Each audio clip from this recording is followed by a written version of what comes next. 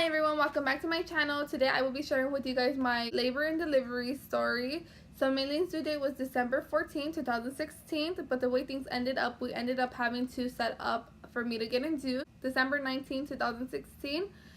So the night before, when everyone was asleep, I started noticing that I was receiving like pain. I was having stomach pain, and it was kind of like more like cramps. So I didn't know if those were contractions or maybe I was just having a bad stomach pains. So I kind of ignored it. I didn't want to tell anyone. I didn't want to tell my boyfriend. Just kind of like kept it to myself. And I was trying to get some sleep. I couldn't get any sleep. I was tossing and turning throughout the whole night. The pain was getting kind of worse, but I was able to handle it. So the morning comes. It was about 6 o'clock. And my boyfriend wakes up and he's like, "Are you okay? What's wrong? You know, you look like you're tired, you look like you're in pain." And I basically told him everything, that I was having the pain throughout the whole night, you know, and I didn't want to tell him. So then we decided, like, okay, let's get ready. Let me go take a shower, get ready for the big day. You know, we talked and I told him, you know, that I'm okay and I'm able to handle the pain, and let's just go ahead and wait for the time for me to go in, which was at 6 o'clock, because if I go in now and if I'm not dilated, they would just send me home. So we ended up just going to my grandma's house, which was closer to the hospital.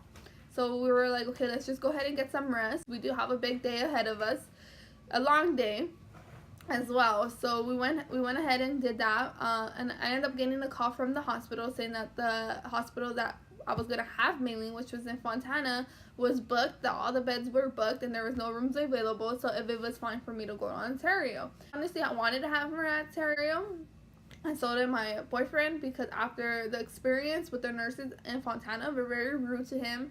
So we were more than happy to go ahead and have her in Ontario. So, you know, I was around 4 something when everyone came over, and, you know, we were getting ready. We were talking about it, telling them like how excited we are, how nervous we are, who is she gonna look like. So it was time for us to go. We went ahead and we grabbed something to eat on the way, because as soon as I got there, they said I wouldn't be able to eat. So I wanted to make sure we ate. So we ate, we got there, and as soon as we got there, you know, they put us in the room. As soon as they put us in the room, like, they were the most amazing people ever. They were very sweet, very nice to both of us. And they put us in the room. I went ahead and got undressed, and they checked me, and sure enough, I was 3 centimeters dilated at the time. So usually they wait till 4 centimeters till they put you in the next room. But since they know that I had my family there in the lobby, they went ahead and already put me in the next room and set me up. Excuse me. They set me up and let my family come in with me, so we were able to be in the same room together. So at that point, I started getting contractions even more. Like, they were hitting me more. They were a lot stronger, so I wasn't able to handle it anymore. I went ahead and I asked for something to help me with the pain, but I didn't want to take the epidural because I thought it was too soon. So they went ahead and they gave me something else. I don't know the name of it, but I know it is through the IV. And as soon as she gave it to me, I felt it right away. Like, my arm, the feeling was so crazy. Like, my whole arm felt like it was like frozen. It was super cold, and it was just like, it worked right away. So I stopped. I didn't feel the pain for a while, and afterwards the pain started getting harder. So I don't know if the medicine wasn't working enough or it was just hitting harder. And then my doctor had came in, and the doctor had checked me, and sure enough, I was already 5 centimeters dilated. And then the doctor was like, well, your body's doing it on its own. The good news is that we don't have to get induced. So we were all excited about that, because I didn't want to get induced. I didn't want to have her if she wasn't ready. So yeah, so she was ready, so we didn't end up having to go that route anymore. So we were able to have her, you know, natural. Set us to this room, which is the labor room. So everyone was still with us, and at that point, I needed the epidural. I was like, epidural, please, and now. So sure enough, they went ahead and they set that up for me. Everyone did have to leave, and it was just me by myself. And I remember just sitting in the middle of the bed and crisscross applesauce and hunched over, and him just telling me, don't move, you know, and if I move, I could be paralyzed or other stuff could happen. So I was super scared, and at that time, I was having the worst contractions throughout the whole pregnancy. Like, it was the worst ever, and even my nurse, her name was Tammy, she was amazing. Shout out to you, Tammy, you're amazing. She was like, Andrea, do not move, do not move, do not move. It's coming, it's gonna come, it's gonna come. And as soon as she was saying that, I didn't move. I was holding it together, and I don't know how I did it, but I did it.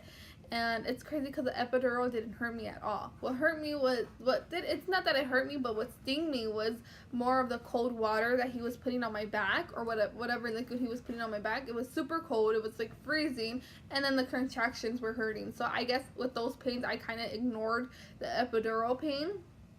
So then sure enough, 10 minutes after he gave me the epidural, I was completely numb from the half down, my waist down. I couldn't feel anything. I was back to my normal self. I was making jokes with everyone. Everyone were joking around, you know, having a good time, enjoying, you know, the process of everything.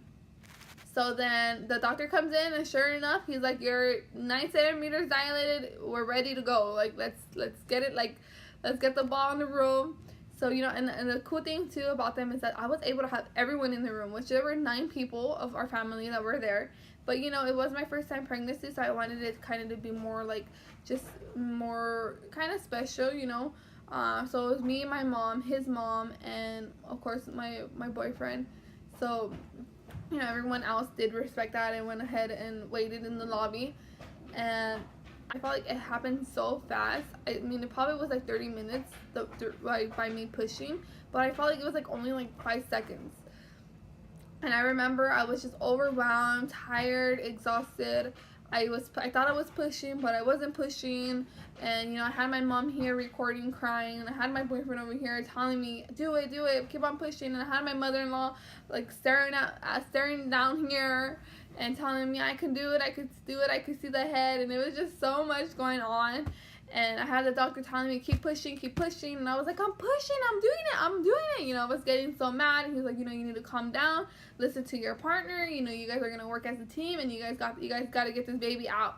As soon as he said that, me and him we clicked, and we were like, okay, cause at first when he was telling me what to do, I was kind of getting like angry with him because he was telling me what to do, and I was already doing it. So, you know, I was taking it more like me being mean. I was being mean, you know, but in reality, he was really just helping me. So, you know, we worked together, and sure enough, he's like, I see the head's cut, like, she's coming, it's gonna burn. And as soon as he said that, sure enough, I heard her crying, and it just burned. I was like, oh my God. And you know, she's out, and she's crying, and we're excited, and we started crying, and we're excited. And as soon as I found out she was okay, you know, I asked, is it a girl, is it a boy? And they just put her on me, and she was so hairy, and we did skin to skin, and yes, she was a girl. I don't know why, I just thought she was going to be a boy. I had a feeling, you know, but I did want a girl, but something kept telling me, no, I'm going to have a boy, I ended up having dreams, but that's something else. So yeah, she was born December 20th, 2016 at 8:45 a.m. She weighed 6 pounds and 7 ounces, 18 inches long. And yeah, so we ended up having our baby girl, Maylene Ella Gutierrez. And today she is 8 months and a few weeks, and she's amazing. She's the best thing that's happened to me, and everyone says it's the worst pain ever, but honestly, it's not. Don't get me wrong, it does hurt, but it's doable, and it's worth the pain. It's not like if you're having that pain and it's for nothing, you know?